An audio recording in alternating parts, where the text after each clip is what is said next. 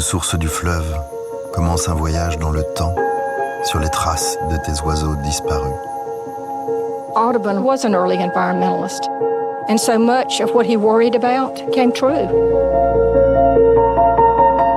Tu prédisais, il n'y aura plus aucun poisson, les magnolias disparaîtront des forêts de Louisiane, des millions d'oiseaux seront exterminés.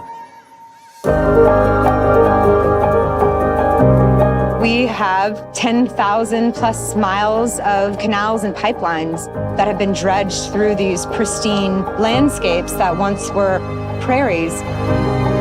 They poison the soil, the air, and the water. Now it's becoming mostly marsh. You can't really live here.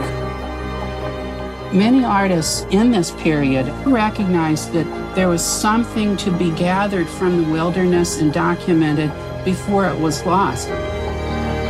He did a marvelous job, and no one has ever even come close to him, or ever will, because a lot of the birds are so very scarce that you couldn't do it again.